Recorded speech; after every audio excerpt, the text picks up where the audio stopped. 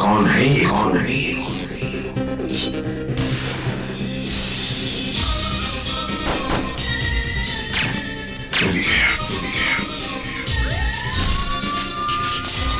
अबे मच्छर मच्छर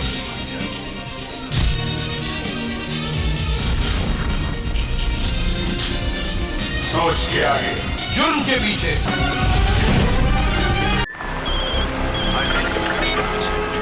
হ্যালো, হ্যাঁ সাথী, রাস্তাতেই রয়েছি, 1-2 ঘন্টার মধ্যে পৌঁছে যাব। তুমি খাবার খেয়ে নিয়েছো? আচ্ছা ঠিক আছে, আমরা একসঙ্গে ডিনার করব। Okay bye. এই রেডিও লোকগুলো গান দেয় কম, সারাদিন শুধু বকর বকর করেই যায়।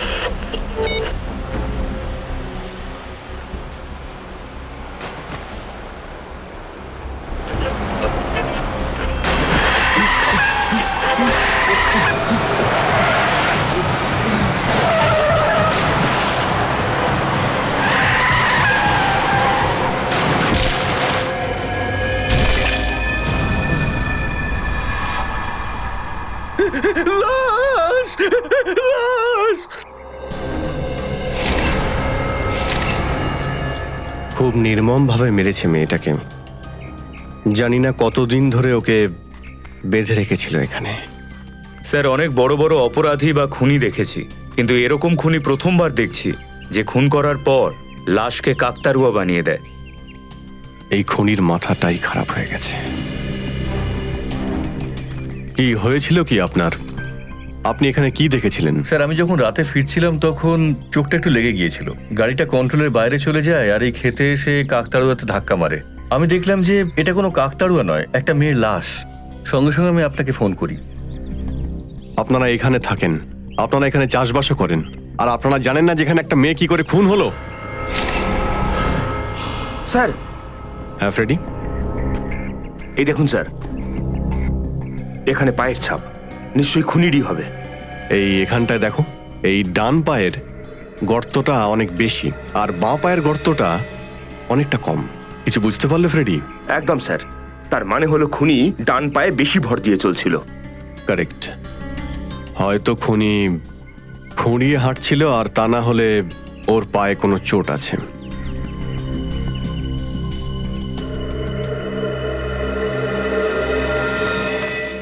কি হয়েছে শ্রেয়া?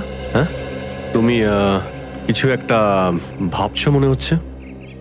স্যার, আমার মনে হয় আমি জানি যে খুনি কে। কি খুনির ব্যাপারে জানো তুমি? কি করে? স্যার, 12 বছর আগের কথা। আমি আমার বন্ধু কীর্তির বাড়িতে খেলতে গেছিলাম। খেলতে খেলতে এত রাত হয়ে গেছিল যে বুঝতেই পারিনি। তখন ওর মা আমাকে ওর বাড়িতেই থেকে যেতে বলে। সেই রাতে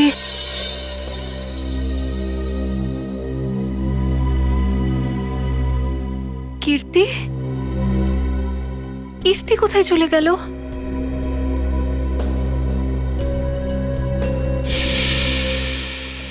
তারপর ওই কাকতারুয়া কিলার আমার বন্ধুকে নিয়ে চলে যায়।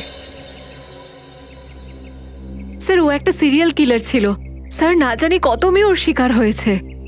আমার তো মনে হয় 12 বছর পরও আবার ফিরে এসেছে। 12 বছরের পুরনো সিরিয়াল কিলার।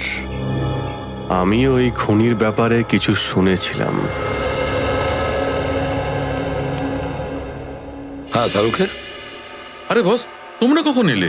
ডক্টর সালুখে, আপনি কাজে এত ব্যস্ত ছিলেন যে। হ্যাঁ ভাই, আমি লাস্টার সঙ্গে কথা বলছিলাম। কি বলেছে? অনেক কথা বলেছে বস। ইনফ্যাক্ট এ আমাকে নিজের জীবনের অনেক দুঃখের গল্প বলেছে, যেটা শুনে আমার বুক ফেটে গেছে। দুঃখের গল্প? হ্যাঁ সচিন, খুব অত্যাচার হয়েছে এর ওপর। এত কষ্টকর মৃত্যু হয়েছে এই বেচারির যে চেক করতে করতে আমার লোম খাড়া হয়ে গেছে। স্যার, এর বয়স কত হবে? বয়স এই 30 বছর। আর বস এর মৃত্যু 4-5 দিন আগে হয়েছে। 4-5 দিন আগে এর মৃত্যু হয়েছে? তাহলে তো বলতে পারবে এর কি কারণে মৃত্যু হয়েছে?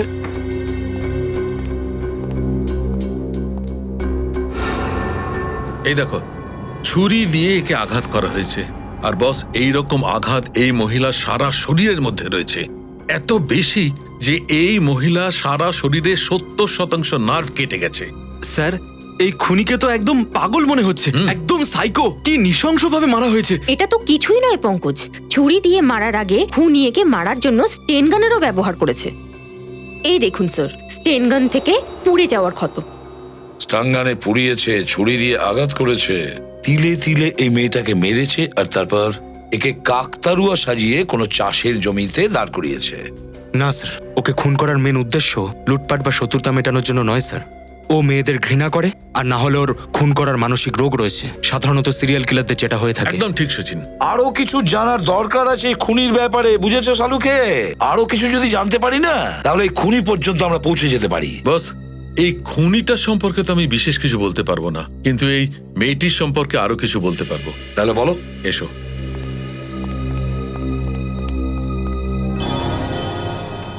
এই দেখতে পাচ্ছ? এটা তো চোখ স্যার। হ্যাঁ সচিন, আর এটা এই মেয়েটার চোখ। আর এই দেখো, এইটা এই মেয়েটার চোখের ওপর সেলাই করার চিহ্ন, স্টিচেস। এই মেয়েটার চোখের উপর স্টিচ পড়েছিল? তাহলে কিছুদিন আগে এই মেয়েটার চোখ অপারেশন হয়নি তো? হ্যাঁ বস, প্রায় 10-12 মাস আগে এই মেয়েটির চোখে অপারেশন করা হয়েছে। এর কর্নিয়াল ট্রান্সপ্লান্ট হয়েছিল। তার আগে এই মেয়েটি দেখতে পেত না। আমরাও রক্ত থেকে ইথেন স্যান্ডাইল নামে একটা জিনিস পেয়েছি। ইথেন স্যান্ডাইল, এই কেমিক্যালটা দিয়ে কি হয়? সচিন, এই কেমিক্যালটা এক ধরনের ড্রাগ, যেটা বেশি মাত্রায় নিলে মানুষের হ্যালুসিনেশন হতে থাকে। মানে ও অদ্ভুত অদ্ভুত জিনিসপত্র দেখতে থাকে, আর যার ফলে ও ভয় পেয়ে যায়, আর ভয় পাওয়ার ফলে চিৎকার চেঁচামেচি করতে শুরু করে। ও মাই গড, কি সাংঘাতিক ড্রাগ এটা! সাংঘাতিক তো বটেই, আর এই ড্রাগ আমরাও রক্ত থেকে এত বেশি মাত্রায় পেয়েছি যে মরার আগে ও এত কষ্ট পেয়েছে যে তুমি ধারণা করতে পারবে না। আচ্ছা, এই ড্রাগস, এই কেমিক্যালটা এই মেয়েটার রক্তে এলো কিভাবে? আমি বলতে চাইছি, একে ইনজেকশন করা হয়েছিল নাকি একে খাইয়ে দেওয়া হয়েছিল? স্যার, আমরা এই ড্রাগটা ওর ফুসফুসের মধ্যে থেকে পেয়েছি। মনে হয় খুনি ওকে কিছু শুকিয়েছিল বা কোনো স্প্রে ব্যবহার করে থাকবে। স্প্রে করে? হ্যাঁ, আর বস শুধু তাই নয়, আমরা এই মেয়েটির রক্তে এমন ধরনের ওষুধের অংশ পেয়েছি যেগুলো সেই ধরনের লোককে দেয়া হয়ে থাকে যারা ডিপ্রেশন আর অ্যাংজাইটিতে ভোগে। ও, ডিপ্রেশন আর এনজাইটি। তাহলে সালুকে এটা হয়নি তো যে এই মেয়েটি কিছু ট্রিটমেন্ট করেছিল সাইকিয়াট্রিস্টের কাছে নিজের ডিপ্রেশন আর এনজাইটির জন্য? একদম ঠিক। সচিন, একটা কাজ করো, মিসিং পার্সনস ব্যুরোতে গিয়ে খোঁজ নাও, জিজ্ঞাসাবাদ করো এই মেয়েটার ব্যাপারে, খোঁজ নাও। প্লিজ আসুন স্যার। মিসিং পার্সনস ব্যুরো থেকে খবর পেয়ে গেছি স্যার। ওই মেয়েটার নাম অদিতি কুমার ছিল স্যার। আর স্যার, ইনারা তিনজন ওই একই কোম্পানিতে কাজ করেন যেখানে অদিতি কাজ করতো। ইনার নাম সুনয়না, জ্যোতি আর ইনি নিতা। তোমরা অদিতির খুব ক্লোজ ফ্রেন্ড ছিলে, তাই না? তাহলে তো তোমরা নিশ্চয়ই জানবে যে অদিতির সঙ্গে কারোর ঝগড়া ছিল কিনা, বা কারোর সঙ্গে কোনো শত্রুতা। মানে আমি বলতে চাইছি, তোমরা কাউকে সন্দেহ করো যে এই ধরনের কাজ করতে পারে? স্যার, অদিতি আমার খুব ভালো বান্ধবী ছিল। ও সব সুখ দুঃখের কথা আমার সঙ্গে শেয়ার করতো। যদি ওর কোনো শত্রু থাকতো, ও আমাকে নিশ্চয়ই বলতো স্যার। আচ্ছা, শেষবারের মতন কখন দেখা হয়েছিল তোমাদের সঙ্গে? 5 দিন আগে যখন অফিস এসেছিল, আমারও তখনই দেখা হয়েছিল। আর সুনয়না দেবী, আপনি? স্যার, অদিতির সঙ্গে আমার 1 মাস আগে দেখা হয়েছিল। আসলে আমি কোম্পানির একটা কাজের জন্য জাপানে গেছিলাম। গত সপ্তাহে আমি দেশে ফিরেছি। তখনও আমি জানতাম না যে অদিতি। দেখুন, আপনারা শান্ত হন। স্যার, গত সপ্তাহে অদিতির সঙ্গে ফোনে কথা বলেছিলাম, আর ওর কোনো কথা শুনেই আমার মনে হয়নি যে ওর প্রাণের ঝুঁকি রয়েছে স্যার। চলো, ঠিক আছে, কোনো ব্যাপার না। সচিন, প্লিজ আসুন স্যার। হ্যাঁ, প্লিজ এখানে একটু আসুন না স্যার। আজ থেকে অনেক দিন আগে 2001 সালে যে কাকতারুয়া কেসটা হয়েছিল সেটা পেয়ে গেছি। এই দেখুন। অদিতির খুনটা হুবহু একইভাবে হয়েছে যেমন 12 বছর আগে এই মেয়েটির খুন হয়েছিল। সেই মেয়েটিকেও মিথাইল স্যান্ডাইল ড্রাগস দেওয়া হয়েছিল, আর তারপরে স্টাঙ্গান দিয়ে ওকে পোড়ানো হয়, আর তারপরে ছুরি দিয়ে আঘাত করে ওর শিরাগুলো কেটে দেওয়া হয়। কিন্তু স্যার, এখানে তো লেখা আছে খুনি 28শে ডিসেম্বর 2001-এ ধরা পড়েছিল, আর ওর নাম নিতিন, ও এখনো জেলেই রয়েছে। তাহলে এই খুন কে করছে?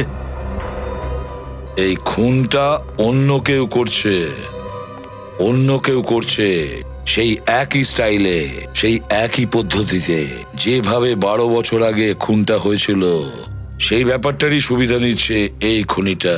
স্যার, কোন একজন ইন্সপেক্টর বিজয় গ্রেপ্তার করেছিল সেই নিতিনকে। হতে পারে সে আমাদের কোনো রকম সাহায্য করতে পারে। হ্যাঁ, এবার আমরা মিস্টার বিজয়ের সঙ্গে দেখা করব, কিন্তু তার আগে অদিতির বাড়িতে যেতে হবে।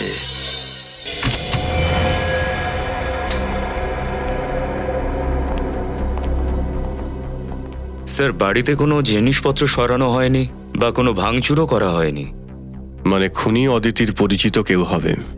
স্যার অদিতি বাড়িতে একাই থাকতো। যদি ওর পরিবারে আর কেউ থাকতো তাহলে আমরা জানতে পারতাম ওর মৃত্যুর কারণ কোনো শত্রুতা নয় তো। অনেক সময় খালি ঘর অনেক কিছু বলে দেয় আমাদের। খুব ভালো করে চেক করো, কিছুটা কিছু নিশ্চয়ই পাওয়া যাবে।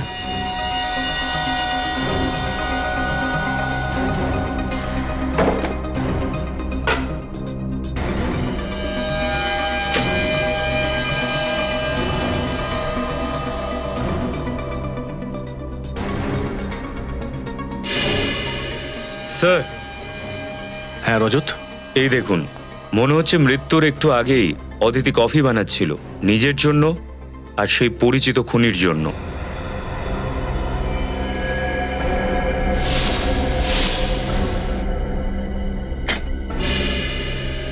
স্যার দেখুন স্যার, সব ভাঙা জিনিসপত্র। মনে হচ্ছে এই বাড়িতে হাতাহাতি হয়েছে। এগুলো খুব সাবধানে এভিডেন্স ব্যাগে ভরো, যদি ফিঙ্গারপ্রিন্টস পাওয়া যায়। স্যার তার মানে হলো অদিতি যখন কিচেনে কফি বানাচ্ছিল তখনই খুনি ওর উপরে আক্রমণ করে, তারপর ও এখানে পালিয়ে আসে আর এখানে হাতাহাতি হয়, আর ঠিক তখনই এটা পড়ে ভেঙে যায়। হয়তো এখানেই ওর খুন হয়েছে।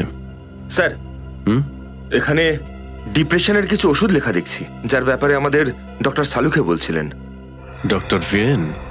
ডক্টর বীরেন অদিতির চিকিৎসা করছিল? ডক্টর বীরেনের সঙ্গে দেখা করতে হবে।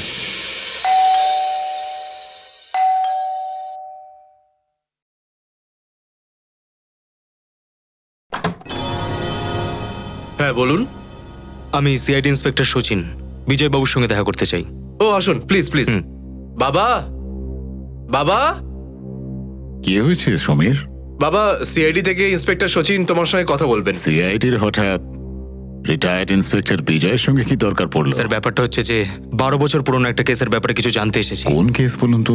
ওই 12 বছর পুরনো একটা সিরিয়াল কিলারের কেস, যেখানে ও মেয়েদের খুন করে তাদের লাশগুলোকে কাকতাড়ুয়া বানিয়ে দিত। আচ্ছা, ওটা ওই কেসটা। এই 12 বছরের পুরনো কেস নিয়ে হঠাৎ আপনারা ঘাঁটছেন কেন? আসলে ব্যাপারটা হচ্ছে যে 12 বছর পর সেই খুনিটা আবার বেঁচে উঠেছে আর কিছু নিরপরাধ মেয়েকে খুন করে ফেলেছে। আর তাড়াতাড়ি যদি ওই কিলারটাকে না ধরতে পারি তাহলে অনেক নিরপরাধ মেয়ের প্রাণ চলে যেতে পারে। হ্যাঁ, আমি বুঝতে পারছি। ও খুবই মারাত্মক খুনি। গত 12 বছরে অন্তত 15টা মেয়েকেও খুন করেছে, আর তাদের মধ্যে একজন তো আমার ছেলে সমীরের বাগদত্তা খুশবুও ছিল। এখনো ভুলতে পারিনি আমি ওকে। শুনে খুব খারাপ লাগলো। তাছাড়া আমি আপনার কেসের ফাইলটা পড়েছি, ওর মধ্যে লেখা আছে যে আপনি খুনিকে ধরে ফেলেছিলেন। নিতিন নাম না ওর? হ্যাঁ, নিতিনই নাম ছিল ওর। আসলে একটা ক্রাইম সাইটে রক্তের যে নমুনা আমি পেয়েছিলাম তার ডিএনএর সঙ্গে নিতিনেরটা ম্যাচ করে গিয়েছিল, আর তার উপর ভিত্তি করে আমরা নিতিনকে গ্রেপ্তার করি। কিন্তু জানি না কেন আমার সবসময় মনে হতো নিতিন আসল খুনি নয়। আপনি চাইলে নিজে জেলে গিয়ে এ ব্যাপারে নিতিনের সঙ্গে কথা বলতে পারেন। এ নিতিন কোন জেলে রয়েছে? বিঞ্জলপুর জেল। বিঞ্জলপুর জেল? হ্যাঁ বলুন। আপনি ডক্টর বীরেন তো? হ্যাঁ আমি ডক্টর বীরেন, আর আমার আজকে সব অ্যাপয়েন্টমেন্ট শেষ হয়ে গেছে। আপনাদের কখন সময় দেওয়া হয়েছিল? সরি, আমরা কোনো অ্যাপয়েন্টমেন্ট নিইনি, আমরা সিআইডি থেকে এসেছি। সিআইডি থেকে? কি ব্যাপার স্যার? আপনার একজন পেশেন্ট ছিল অদিতি, কেউ ওকে খুব নির্মমভাবে খুন করেছে। খুন করে দিয়েছে? কবে? 13 তারিখে। খুব খারাপ হয়েছে। অদিতি খুব ভালো মেয়ে ছিল, ওর চিকিৎসাও ভালো দিকেই যাচ্ছিল। কবে থেকে আপনি অদিতি চিকিৎসা করছিলেন? স্যার এই ধরুন 2 মাস ধরে। শেষবার ও আপনার কাছে কবে এসেছিল? 1 মিনিট স্যার। 7 তারিখ বিকেল 5টার সময় অ্যাপয়েন্টমেন্ট নিয়েছিল। কি প্রবলেম ছিল অদিতির? ক্ষমা করবেন স্যার, আমরা আমাদের চিকিৎসা শুরু করার আগেই আমরা আমাদের পেশেন্টদেরকে কথা দিই যে আমরা তাদের ব্যাপারে সবকিছু গুপ্ত রাখবো, টোটালি কনফিডেন্সিয়াল।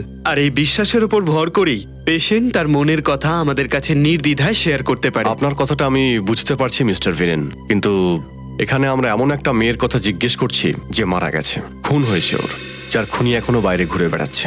আর ওই খুনির কাছে পৌঁছতে আপনি আমাদের সাহায্য করতে পারেন।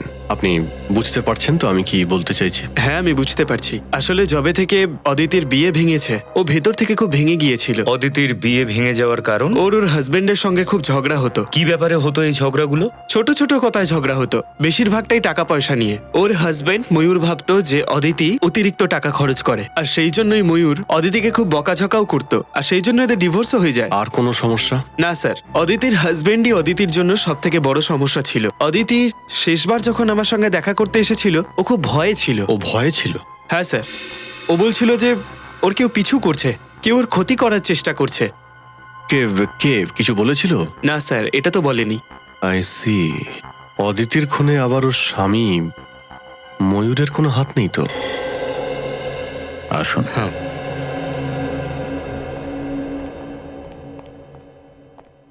আরে বিজয় স্যার, আপনি?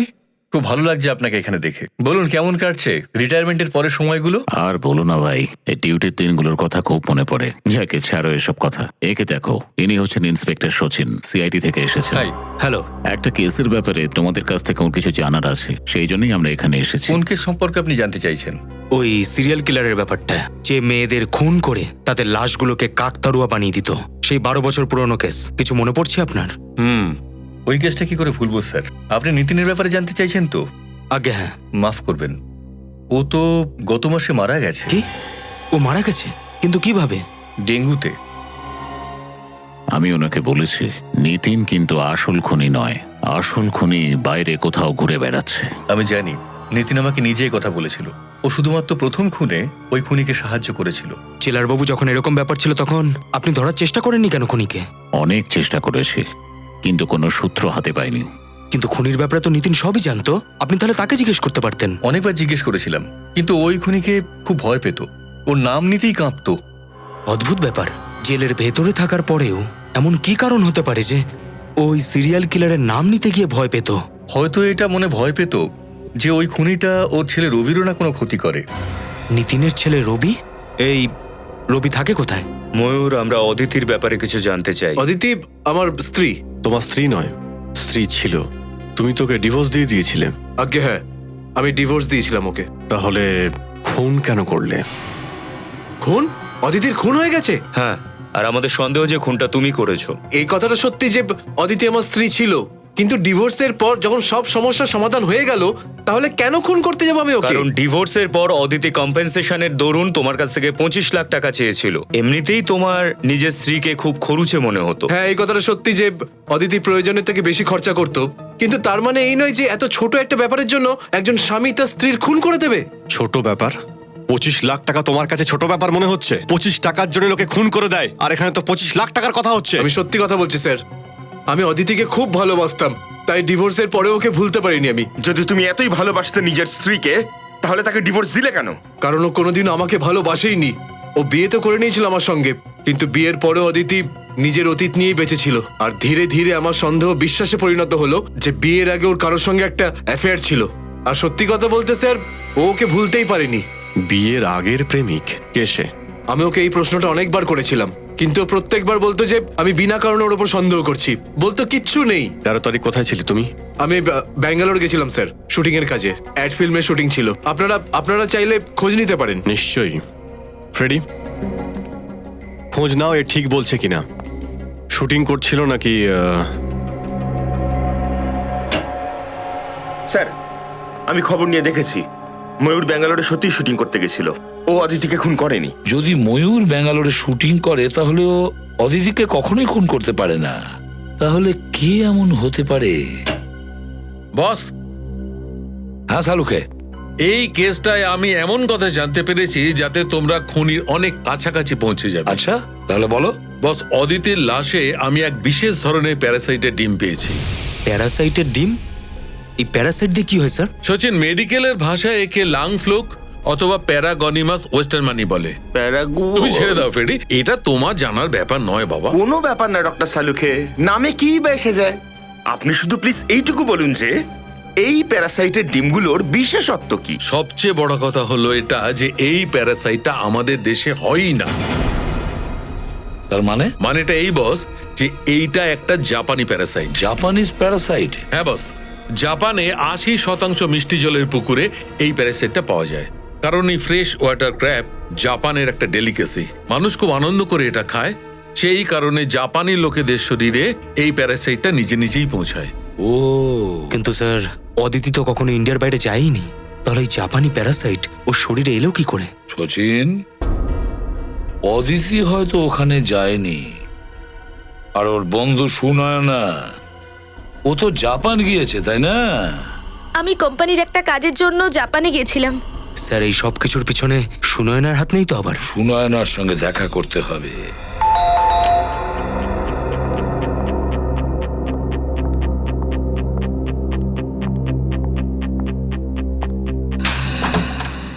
আরে আপনারা এখানে? ব্যাস আপনার বাড়িটা দেখতে চলে এলাম।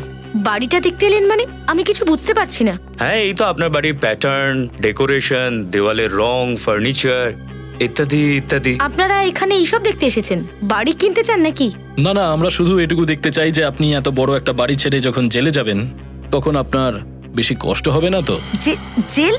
জেলে যাব কেন আমি? আসলে ব্যাপারটা কি জানেন তো ম্যাডাম, যদি ক্ষীরে একটু বেশি চিনি দেওয়া যায় তাহলে সেটা মিষ্টি হওয়াটাই স্বাভাবিক। ঠিক সেইভাবেই যদি কোনো অপরাধী খুন করে তাহলেও তার জেল যাওয়াটাই স্বাভাবিক। কিন্তু আমি তো কাউকে খুন করিনি। মিথ্যে বলো না, অদিতিকে তুমি খুন করেছো। আমি আপনাকে এর আগেও বলেছি যে আমি 1 মাস ধরে জাপানে ছিলাম কোম্পানির একটা কাজের জন্য। গত সপ্তাহে ফিরেছি আমি। আর জাপান থেকে ফিরে এসে ওখান থেকে নিয়ে আসা ইনফেকশন প্যারাগনিয়াস ভেস্টিমানি দিয়ে ওকে মেরেছো। আপনারা কি আমার পেছনে গোয়েন্দা লাগিয়েছেন? শুধু নিজেদের ডিউটি করছি। একজন সিআইডি অফিসারের প্রথম কর্তব্য যেভাবেই হোক অপরাধীকে ধরা। হ্যাঁ, এটা সত্যি কথা যে অদিতির মৃত্যুর আগে ওর সাথে আমার দেখা হয়েছিল, কিন্তু বিশ্বাস করুন আমি ওকে খুন করিনি স্যার। দেখো, আগেও মিথ্যে বলেছিলে, আর বলো না। তোমার কাছে জোরালো মোটিভ ছিল অদিতিকে খুন করার। ওকে খুন করার কোনো মোটিভ ছিল না আমার। স্যার এইভাবে বলবে না, সেই কারণটা আমাদেরই বলে দিতে হবে। ঠিক আছে, এই কষ্টটাও আমরাই করছি। ফ্রেডি, হয়েছিল এরকমটা। অদিতি আর সুনয়না একই কোম্পানিতে কাজ করত। অদিতি ফাইন্যান্স ডিপার্টমেন্টে আর সুনয়না মার্কেটিং এ। মার্কেটিং এ ম্যাডাম কাজটা কি করতেন? অ্যাডগুলোর বাজেটগুলোকে বাড়ানো, কোম্পানির ক্লায়েন্টসের সংখ্যা বাড়ানো, আর এই সব কাজের জন্য প্রয়োজন পড়ে টাকার, মানে মার্কেটিং বাজেট। আর জানো ম্যাডাম মার্কেটিং বাজেট নিয়ে কি করেছে? কি করেছে? ঘাপলা। সে কি? 6 মাসের মধ্যে পুরো 15 লাখের ঘাপলা। আরে বাপরে, যেই থালাতে ও খেত সেই থালাতেই ফুটো করেছে। এই সমস্ত কি বাজে কথা বলছেন আপনারা? এসব মিথ্যে কথা। এটাই সত্যি। আমরা অদিতির অফিস থেকে তোমার কুকর্মের সব খবরই পেয়েছি। অদিতি জানতো তোমার এই কুকর্মের ব্যাপারটা। তোমার ভয় ছিল যে অদিতি যদি সবার সামনে মুখ খুলে দেয়, তাই তুমি ওকে তোমার রাস্তা থেকে সরিয়ে দিলে। হ্যাঁ, এটা সত্যি কথা। আমি 15 লাখ টাকার হেরফের করেছি, কিন্তু আমি অদিতিকে খুন করিনি স্যার। তাহলে জাপান থেকে ফিরে অদিতির সঙ্গে দেখা করতে গেছিলে কেন? ওকে পুজো করতে? ওকে রিকোয়েস্ট করতে গেছিলাম যেন ও বসের কাছে আমার বিরুদ্ধে কিছু না বলে।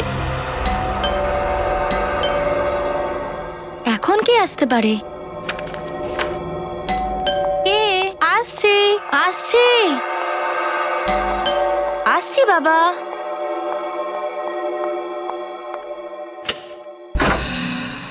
শুনোয় না, এখন তুমি এই সময় কি জন্য এসেছো? অদিতি, আমার কথা তো শোনো। কি শুনবো? অদিতি প্লিজ কাউকে কিছু বলো না, তা না হলে আমার এত বছরের পরিশ্রম আর আমার ক্যারিয়ার একদম নষ্ট হয়ে যাবে, আর কোনো কোম্পানিতে আমি আর চাকরি পাবো না। প্লিজ অদিতি। এইসব তো তোমার নিজের সম্মান বিক্রি করার আগে ভাবা দরকার ছিল। এইসব সম্মান আর সততার কথা না শুধুমাত্র কাগজের বইতেই ভালো লাগে অদিতি। যদি বাস্তবে কিছু এক্সিস্ট করে তাহলে সেটা হলো টাকা। আমি তো তোমায় বলবো এই কাজে তুমিও আমাকে সাহায্য করো। এরকম নিচে নামতে পারো তুমি, এটা আমি কোনোদিনও ভাবতে পারিনি। আমি এক্ষুনি বসকে ফোন করছি। এরকম করো না অদিতি, ছাড়ো এটা। এটা কি করলে তুমি? আমায় ক্ষমা করো অদিতি, আমার মনে হয় আমার চলে যাওয়া উচিত। কিন্তু অদিতি প্লিজ আমার কথাটা একটু ভেবো, আর বসকে কিছু বলো না তুমি।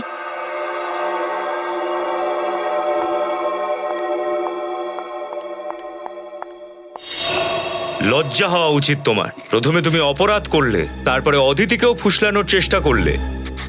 ওই যে কথায় আছে না স্যার, একটা অপরাধ লুকোতে গিয়ে 1000 অপরাধ করতে হয়। আমি অদিতিকে নিজের মতো তৈরি করতে চেয়েছিলাম, কিন্তু ওকে আমি খুন করিনি স্যার। 13 তারিখে যেদিনকে অদিতির খুন হয়, তুমি কোথায় ছিলে? আমি আমার কোম্পানির কনফারেন্সে ছিলাম স্যার।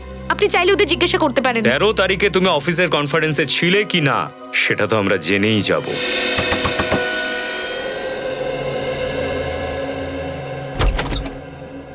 হ্যাঁ বলুন, কার সঙ্গে দেখা করতে চান? আমরা রবির সঙ্গে দেখা করতে চাই। হ্যাঁ, আমার নামই রবি।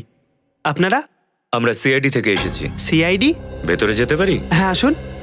আপনারা এখানে কেন এসেছেন জানতে পারি? আমরা তোমার বাবা নিতিনের সম্পর্কে কিছু জানতে চাই। বাবার ব্যাপারে? আপনারা কি জানতে চান বাবার ব্যাপারে? একজন নির্দোষ মানুষকে জেলের মধ্যে এত বছর রাখার পরে আপনাদের মন ভরেনি? এখন আমার কাটা ঘায়ে নুনে ছিটে দিতে এসছেন? দেখো রবি, আমরা জানি তোমার বাবা খুনি নন, কিন্তু নির্দোষও নন।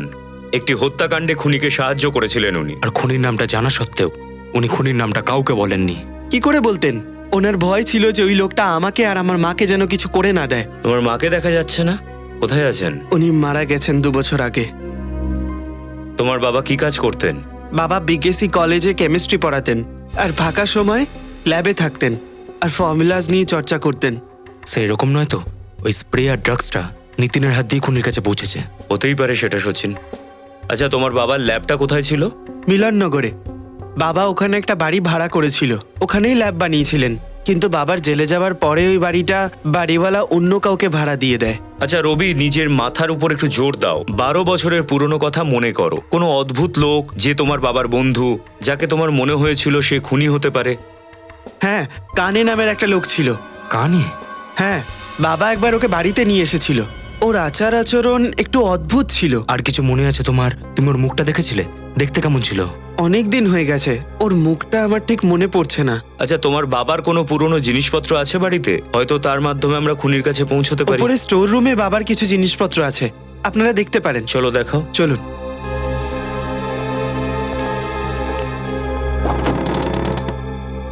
আসুন স্যার, বাবার সব জিনিসপত্র এখানেই আছে। ধন্যবাদ। সব জিনিস ভালো করে চেক করো, দেখো কিছু পাওয়া যায় কিনা।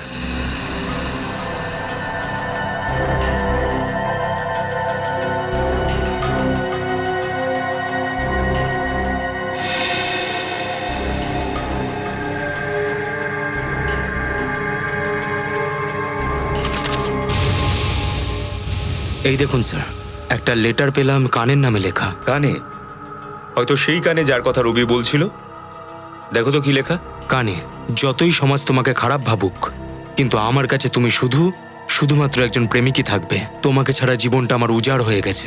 আমি তোমাকে অন্তর দিয়ে ভালোবাসি। তুমি আমার জীবনে আবার ফিরে এসো। আর অপেক্ষা করতে পারছি না।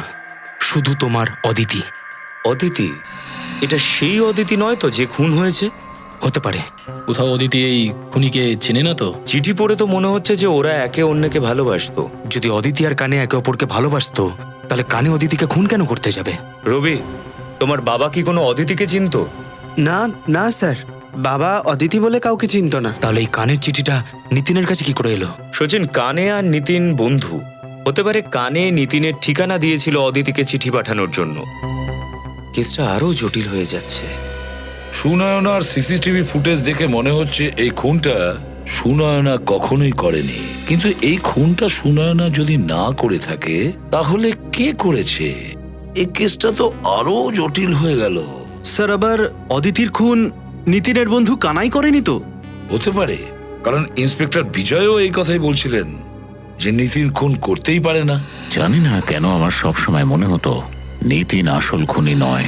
কিন্তু স্যার, অদিতি তাকে যে চিঠিটা লিখেছিল তার থেকে তো এটা পরিষ্কার যে দুজনে দুজনকে খুব ভালোবাসতো। তো তাহলে স্যার, ও অদিতিকে খুন কেন করতে যাবে? হয়তো এই কারণে ফেডরিক, যে অদিতি কানাইকে বিয়ে না করে বিয়ে করেছে ময়ূরকে, এই জন্য। স্যার, তাই যদি হবে তাহলে এই কাজ আগেই করতে পারতো। সে এই কাজ করার জন্য এত বছর অপেক্ষা করবে কেন? হতে পারে কোনো কারণে এত বছর বাদে এই কানাইয়ের ভাবনা বদলে গেছে আর ও খুন করে বসে অদিতিকে। স্যার, হ্যাঁ, এই দেখুন স্যার, খবরের কাগজে সিরিয়াল কিলারের ব্যাপারটা ছেপেছে স্যার। 12 বছর পুরনো। 17 জুন 2001 এই কাকতারুয়া কিলার আরো একজনকে খুন করেছে। এই মৃত মহিলার বয়স ছিল 24, কলেজে MBA পড়ছিল। ওর নাম ছিল নম্রতা। ওর ছোট ভাই বীরেন শত চেষ্টা করেও এ কাজে ব্যর্থ হয়। আর এই ঘটনায় বীরেনের পা খুব গুরুতরভাবে জখম হয় আর নিরীহ নম্রতা মারা যায়। মাই গড, এই তাহলে বীরেন। এই বীরেন তো অদিতির psychiatrist doctor Biren. Doctor Biren? হ্যাঁ, আমি ডক্টর বীরেন। 12 বছর আগে যে নম্রতা খুন হয় তার ভাই বীরেন আজকের অদিতির সাইকিয়াট্রিস্ট ডক্টর বীরেন। এবার ব্যাপারটা বুঝতে পেরেছি। ডক্টর বীরেন তার বোনের মৃত্যুর প্রতিশোধ নিয়ে চলেছে, নিজের বোনের খুনের প্রতিশোধ। যখন অদিতি ওর কাছে আসছিল তার ট্রিটমেন্টের জন্য, তখন ডক্টর বীরেন জানতে পারে যে অদিতি ভালোবাসে ওই কানাইকে, ওই সিরিয়াল কিলারকে যে নম্রতাকে খুন করেছে। প্রতিশোধ নেওয়ার জন্য অদিতিকে ঠিক ওই পদ্ধতিতেই খুন করেছে, যেভাবে ওর বোন নম্রতাকে কানাই খুন করেছে ডক্টর বীরেন। কিন্তু স্যার, বীরেন তো একজন ডক্টর, একজন সাইকিয়াট্রিস্ট। এই খুনটা বীরেন করেছে? হ্যাঁ সচিন, অদিতিকে ডক্টর বীরেনই খুন করেছে। নিয়ে এসো ওই বীরেনকে।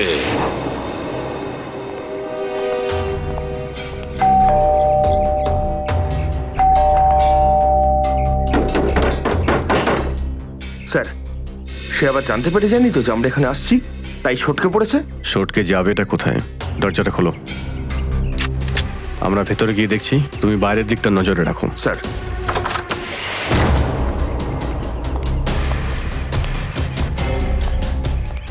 রজত, ওদিকে যাও।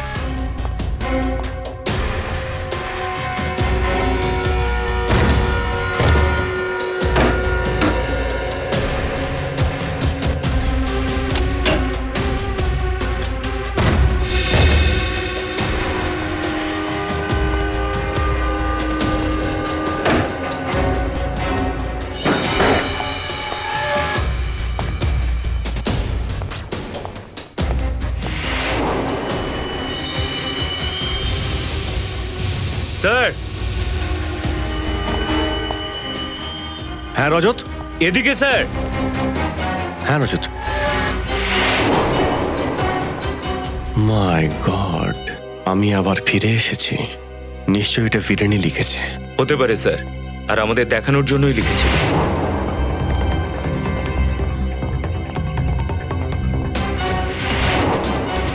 স্যার তাড়াতাড়ি আসুন।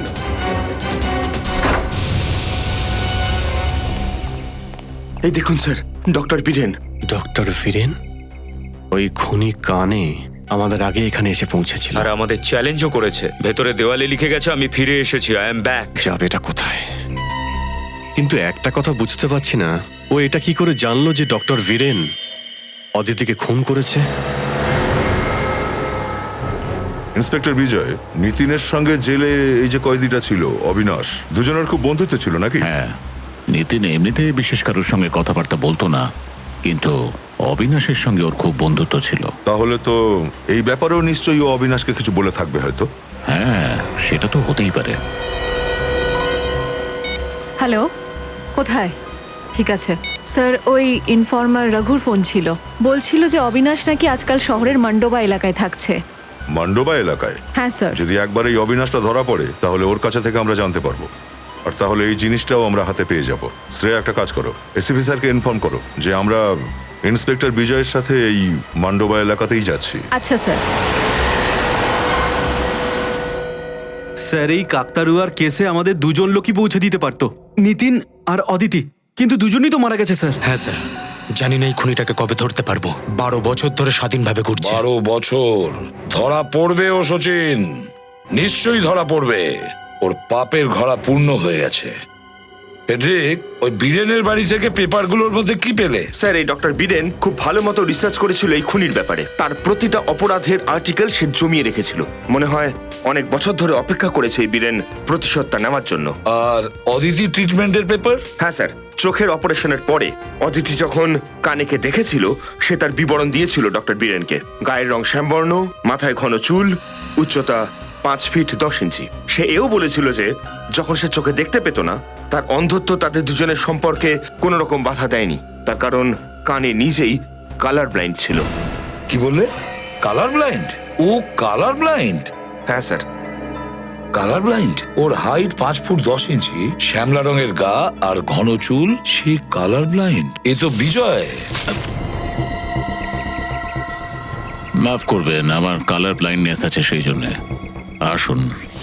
ওই ইন্সপেক্টর বিজয় যিনি নিতিনকে গ্রেপ্তার করেছিল? হ্যাঁ পঙ্কজ, ওই হলো ইন্সপেক্টর বিজয়। ওর ওপর দায়িত্ব দেওয়া ছিল ওকে ধরে নেওয়া, আর এই জন্যই তো ও ধরতে পারছে না এই কাকতাড়ুয়া কিলারকে। হ্যাঁ স্যার, এর জন্যই আমাদেরকে সাহায্য করার জন্য এক কথায় রাজি হয়ে গিয়েছিল, যাতে অদিতির খুনি পর্যন্ত পৌঁছতে পারে আর বীরেনকে মারতে পারে। এক্স্যাক্টলি। স্যার, দয়া স্যার আর শ্রেয়া বিপদের মধ্যে আছে। দুজনেই তো ইন্সপেক্টর বিজয়ের সঙ্গে রয়েছে। মাই গড, ফোন করো তাড়াতাড়ি ওদের দুজনকেই। স্যার, দয়া স্যারের ফোন লাগছে না। আর শ্রেয়ার ফোনও লাগছে না। কিছু হয়নি তো ওদের? মান্ডবা এলাকা, ওরা ওখানে গেছে না? মান্ডবা এলাকায় চলো।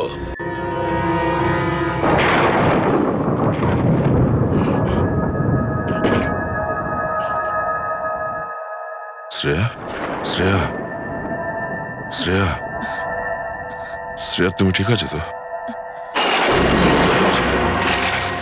স্যার, আমরা এখানে এই অবস্থায়? মনে হয় যখন যখন আমরা এই ঘরটাতে ঢুকলাম তখন কেউ আমাদের আক্রমণ করেছিল। স্যার, এই কাজটা ওই কানের নয় তো? কানে? হতেও পারে।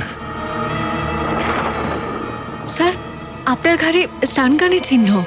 স্ট্যান গান? ও, চিহ্ন তো তোমার ঘাড়েও আছে। তার মানে তাহলে ও এইভাবেই আমাদের অজ্ঞান করেছিল। শ্রেয়া, ইন্সপেক্টর বিজয় কোথায়? এই কানে ওর কোনো ক্ষতি করেনি তো আবার?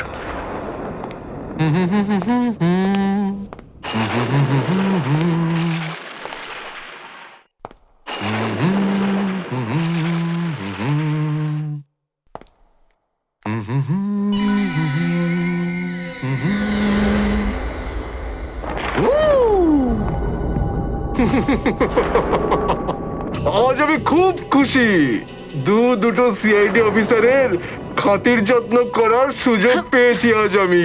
তো কেমন লাগছে আমার এই খাতির যত্ন? তুই এখনো সিআইডির যত্ন কেমন তা দেখিসনি। একবার আমায় সেবা যত্ন করতে দে, তারপর আগামী 7 জন্ম আর সেবা যত্নের দরকার হবে না তোর। হ্যাঁ, দয়া দয়া দয়া দয়া দয়া, আমি তো তোমার এই স্টাইলেরই ফ্যান। মরে যাওয়ার আগে একটা অটোগ্রাফ অবশ্যই দিয়েছো। তোর মতো মশা দয়া স্যারকে মারবে? সাহস আছে তো নিজের মাস্কটা খোল আর নিজের আসল মুখটা দেখা। তুমি ঠিকই বলেছো। একটা লোককে খুন করতে যা মজা, তার থেকে অনেক বেশি মজা একটা মেয়ে খুন করতে। মরতে আমি ভয় পাই না, বুঝেছিস? এই, যদি শ্রেয়ার গায়ে একটা আঙুল ছোঁয়াস না তো আমি তোর কি অবস্থা করবো তুই ভাবতেও পারছিস না। এদিকে আয়। ছাড় ওকে।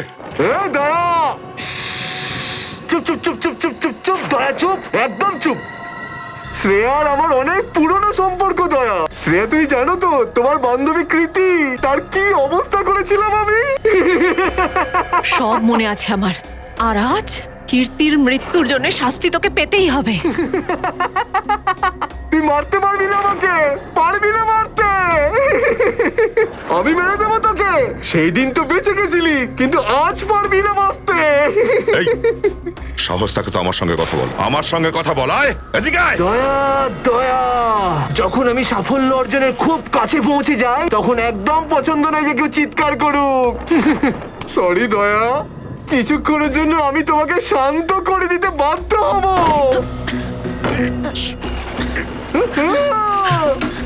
লা লা লা লা লা লা লা।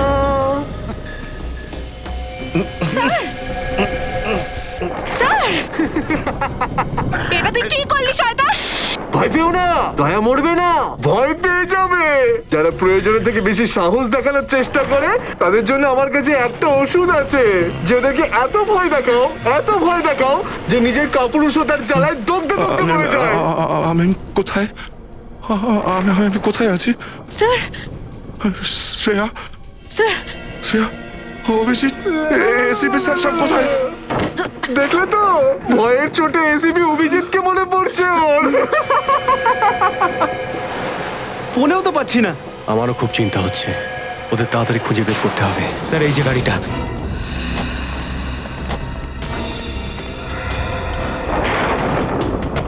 স্যার ডিকিতে কিছু একটা আছে। ডিকিতে?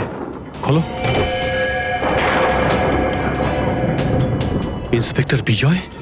স্যার, আমরা তো মনে করেছিলাম এই খুনি, তাহলে আসল খুনি কে? ইন্সপেক্টর বিজয়, বিজয়, ইন্সপেক্টর বিজয়, বিজয় বাবু, অভিজিৎ, কি করে হলো এইসব? আর দয়া শ্রেয়া কোথায়? ওরা দুজন, ওদের দুজনের জীবন বিপন্ন ওই কাকতাড়ুয়া। কাকতাড়ুয়া? কোথায় ওরা? এই দিকটাতে, এদিকে। পঙ্কজ, ওনাকে সামলাও, আমরা গিয়ে দেখছি।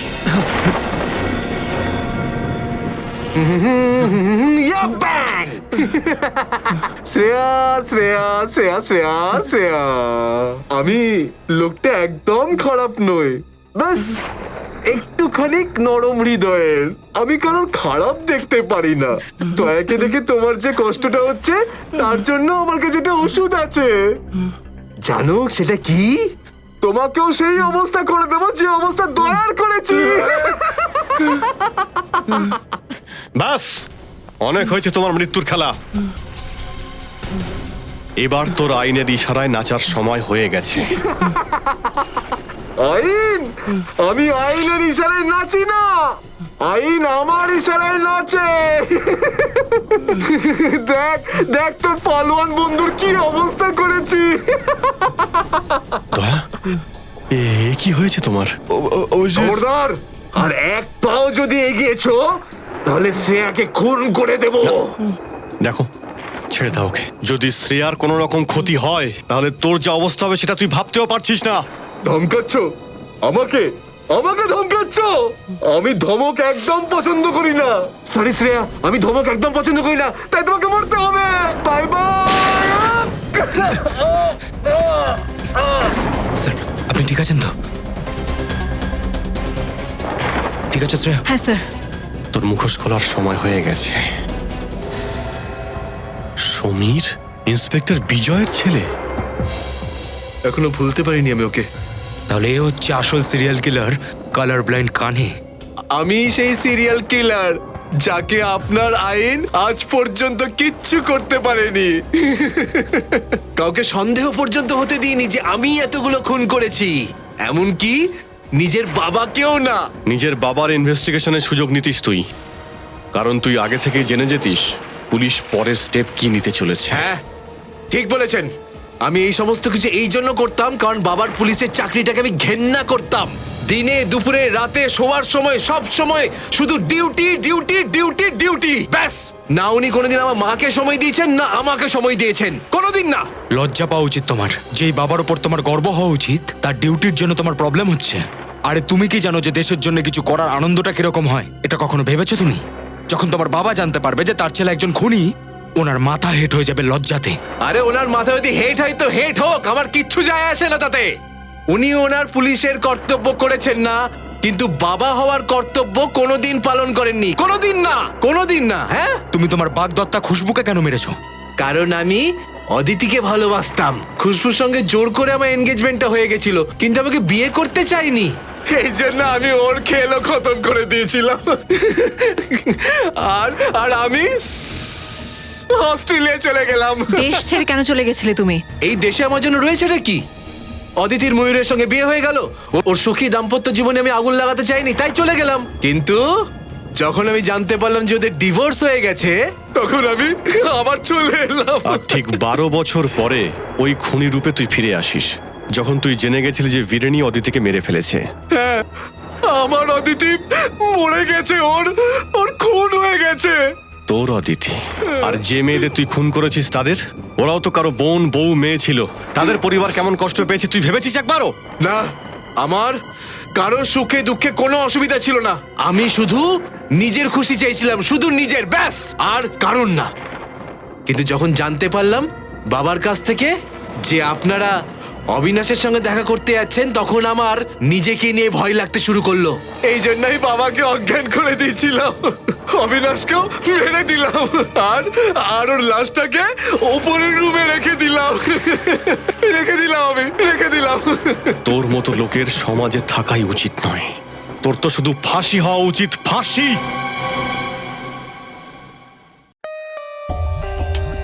For more updates, subscribe to our channel, click the show links and enjoy watching the videos.